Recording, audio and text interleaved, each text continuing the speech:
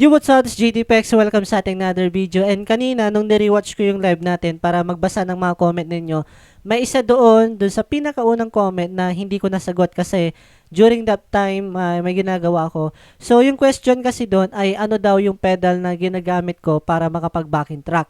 So, ang ginagamit ko doon ay itong pack loop pedal na ito, itong orange and white na pedal. So, itong pedal na ito ay isa siyang looper. But instead of looper pedal siya, meron din siyang sampler feature tulad ng ganito. Ayan, di ba may backing track na tayo? And pwede rin natin sabayan ito ng gitara.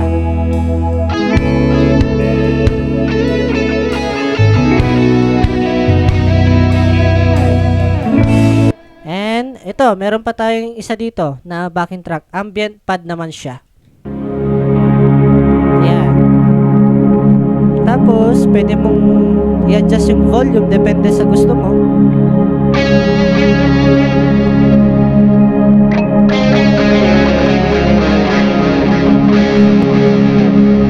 And, meron pa tayong iba dito na I know na familiar kayo dito. And we have this one. Ayan, sample natin. Ayan. So, pwede ka rin magsalita habang meron kang background music, di ba? So, parang ano lang siya. Para ka na sa radio station. Kung familiar ka dun sa mga pinipindot-pindot nila para may sound effects. Tulad ng ganito. So, we have this one. Aray ko! Di ba? So, paano nag-work yun? Paano ko ginagawa yun? So, instead of demo, ayan, so na-demo na natin siya. Ituturo ko naman siya sa inyo kung paano ko yun ginagawa. So, all you need to do, and all you need to have is kailangan meron kang isang pedal na merong Bluetooth. Okay? Tapos meron kang isang device. It's either laptop, computer, cellphone, tablet. Pero since yung gamit natin dito, tablet, ayun, ito yung gagamitin ko. So, first of all, i-connect mo muna si Blackbox. Open ko muna yung Bluetooth ni Blackbox. And connect natin siya dito sa ating device, sa ating tablet. So, wait natin. Wait lang, kinoconnect ko muna siya sa ating black box. Okay? So, una, kailangan meron kang multi-effects or any pedal na may Bluetooth and then isang device. Kahit alin dun sa apat, okay? Pero mas maganda, mas madali kung sa cellphone, mga ganun. Kasi pag laptop, may aning ka pa dun eh. So, ito. For example, we have this one.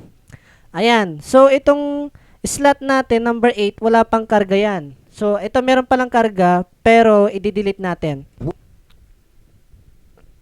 Ayan, I guess, nawala na. Okay, so we have this one.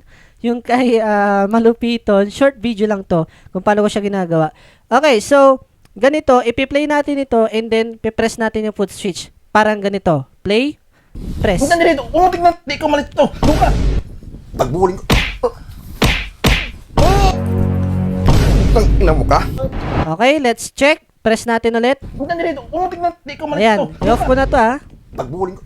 Ayan. Ang ina mo ka? O, diba? Ulitin natin.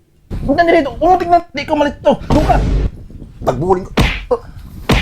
Ayun, 'di ba? Hindi na natin kailangan ng MP3, hindi na rin natin kailangan ng gumamit ng device kung sakaling magba-backing track ka or magja-jamming ka. Ilagay mo lang siya dito sa pack loop mo and anytime kahit wala kang black box, may backing track ka pa rin, may background music ka pa rin. So ito, tips ko na lang siguro sa inyo bago natin tapusin tong video natin ay kailangan kapag meron kayong pack loop sa mga pack loop users, kailangan kapag yung chain ninyo doon sa Bluetooth pedal ay yung Bluetooth pedal ninyo nasa before ng pack loop ninyo. Para yung audio na mapupunta dito sa Bluetooth pedal ninyo, babato yan dito sa pack loop. Kasi kapag ginawa nyo, for example, yung black box, nilagay nyo yan after ng pack loop, hindi na yon marirecord ni pack loop. Okay? Kasi ang isasagap niya, ang marireceive niya, yung nasa before lagi. Okay, so kailangan nasa before palagi yung Bluetooth niyo. Tapos, kung okay na kayo, nalagyan nyo na ng mga samplers na gusto ninyo, pwede nyo na siya i-rearrange. Depende sa gusto ninyo. Okay? And I guess that's it. So, konting demo lang and tutorial dito sa ating video. And I hope na may tutunan na naman kayo dito sa ating video. And ayun. So, ganito na ang video natin. And this is JD Pex and keep rock on. Let's go!